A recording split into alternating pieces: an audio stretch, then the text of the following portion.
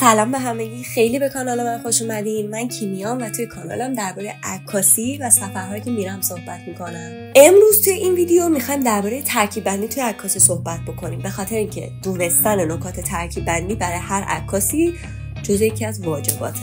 به خاطر همین گفتم که توی این ویدیو مهمترین نکات ترکیب بندی رو جمع کنم بهتون بگم.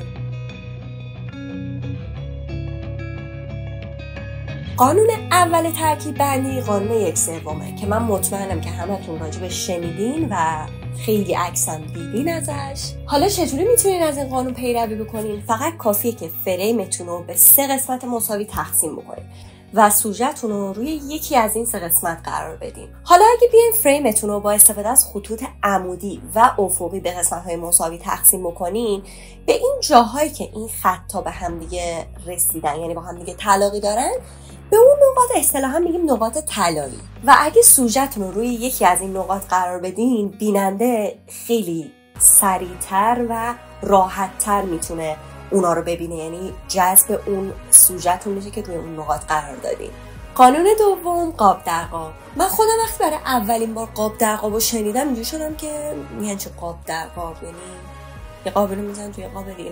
اولش اصلا فکر نمی‌کردم که یه قانون ترکیب بندی باشه، فکر می‌کردم واقعا یه قابی توی قابی، ولی واقعا به معنی واقعی کلمه همین معنی رو میده. یعنی اینکه شما موقعی که دارین عکاسی میکنین بیاین سوژه‌تون رو توی یه قابی بذارین. راحت‌تر بگم مثلا سوژه‌تون رو قاب گرفته باشین. حالا این قاب واقعا هر چیزی میتونه باشه، درخت باشه، چارچوب در باشه، پنجره باشه یا هر المان طبیعی دیگه‌ای. میریم سراغ قانون سوم، قانون خطوط هدایت کننده. این خطوط واقعا هر خطوطی میتونن باشن، جاده، رود، پل، هر چیزی که باشن یه ویژگی مشترکی دارن. این 2 یا حتی بیشتر خطی که هستش باعث میشه که چشم بیننده به یه سمت خاصی توی تصویر کشیده بشه و همینطوری که دارین توی این عکس‌ها میبینین، خیلی از این المان‌های طبیعی هستن و ما روزانه داریم میبینیمشون، ولی چون نمیدونیم بهشون توجه کافی نمیکنیم. خب میریم سراغ قانون چهارم که اصطلاحاً بهش میگن قرینگی یا الگوی تکراری. خب یه واقعیتی که وجود داره اینه که چشم انسان به دیدن این چیزای قرینه یا یه الگویی که تکرار میشه عادت داره، خوشش میاد از این چیز. اینم دقیقاً مثل قانون قبلی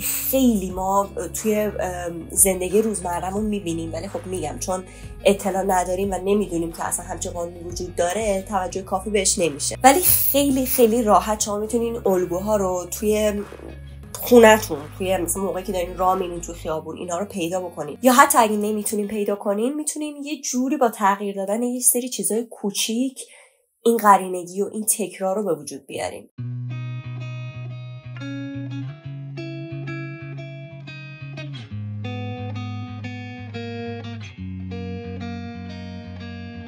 خب قانون پنجم، قانون فضای منفیه. خب فضای منفی همونطور که از اسمش پیداست به فضای خالی اطراف سوژه‌تون میگن. دقت بکنید، من موقعی که میگم سوژه فقط منظورم سوژه انسانی نیست، هر چیزی ممکنه یه سنگی، یه صخره‌ای یا اصلا یه محصولی باشه. ولی خب این قانون یه قانون چالش برانگیزتریه نسبت به قانون‌های دیگه، به خاطر اینکه خیلی باید حواستون باشه که ازش خوب استفاده بکنید. اگه خوب استفاده بشه تمام توجه مخاطب جلب سوژه‌تون میشه، ولی اگه خوب استفاده نشه انگار که فضای منفی باعث به وجود اومدن یه حال و هوای زشتی، اصلا یه تصویر زشتی میشه توی عکستون. قانون ششم، دیافراگم یا لایه بندی کردن عکستونه. همونطور که توی این عکس من میبینین، من اینجا خیلی سعی کردم که عکسمو لایه بندی کنم، یعنی فقط تمام توجهم روی سوژه‌م نباشه.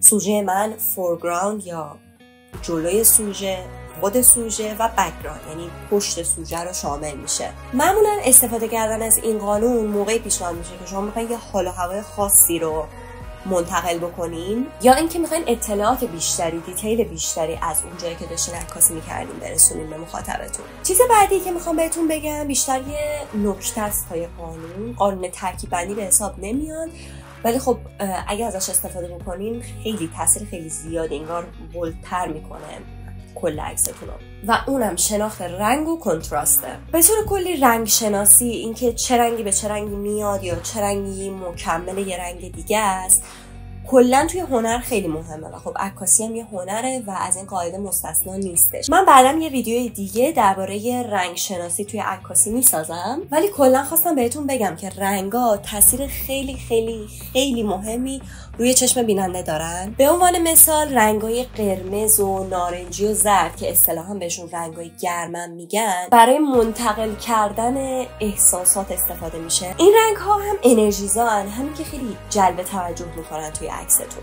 برعکس رنگ هایی که سردن مثل آبی و بنفش و سبز بیشتر مثلا یه حس سکونی رو منتقل میکنن. این رنگ های سرد معمولا بیشتر موقعی به چشم میان که دارین عکاسی طبیعت انجام میدین به عنوان مثال، و همونطوری که گفتم یه حس آرامش و سکونی رو منتقل میکنن. نکته بعدی رعایت کردن پرسپکتیو و استفاده کردن از پرسپکتیو درست توی عکساتونه. داشتن پرسپکتیو اشتباه یا زاویه دید اشتباه خیلی روی نتیجه نهایی عکستون تاثیر داره. و یه نکته خیلی مهمی که هست اینه که لنزی که استفاده میکنین، نوع لنزی که شما استفاده میکنین تاثیر مستقیم روی پرسپکتیوتون داره. به عنوان مثال اگه از لنز مناسب پورتره استفاده نکنین، خب اون زاویه و اون پرسپکتیوی داره میده بهتون مناسب عکاسی پورتره نیست. ممکنه که صورتتون دفرمه بشه، چاق و لاغرتر بشه، اجزای صورت خیلی بد بیفتن، یا برعکس فکر کنید که دارید از یه لنز اشتباه توی عکاسی معماری استفاده میکنید. تمام در و ساختمون و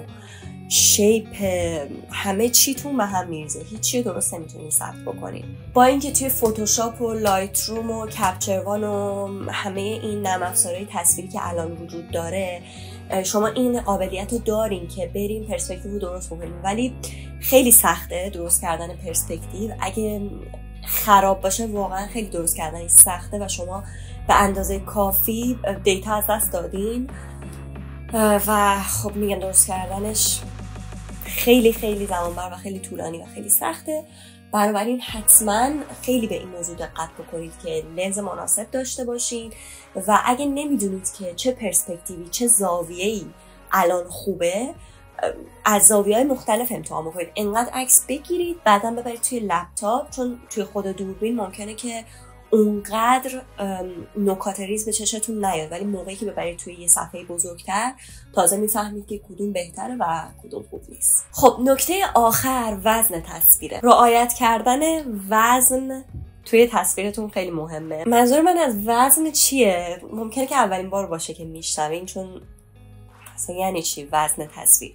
منظور من اینه که شما میایین مثلا فکر کنین 3 تا سوژه دارین و انقدر این 3 تا سوژه رو توی تصویرتون بد میچینید که باعث به وجود اومدن فضای منفی بد میشه. یعنی اون فضای منفی که به وجود میاد خوب نیست. همه کل سوژه هاتون رو بعدشون گذاشتین یه جا و یه فضای بیخودی یه جای دیگه دارین. به خاطر همین رعایت کردن قانونهای ترکیب بندی بهتون کمک میکنه که چشم سوژه‌تون رو هدایت بکنین و طوری باشه که همه اجسامی که میخواین، همه سوژه‌هایی که دارین رو بینندتون ببینه و توجه کافی به همشون بشه. در نهایت عکاسی کردن برای من مهمترین چیزش اینه که بتونم یه حس و حالی که اون لحظه سعی کردم به وجود بیارم یا اصلا وجود داشته من توش دخالتی نداشتم و بتونم عیناً منتقل بکنم. و خب رعایت کردن قوانین ترکیب بندی یه راهیه که خیلی بهتون کمک میکنه که حالا همین حس و حالی که میخواین رو منتقل بکنید.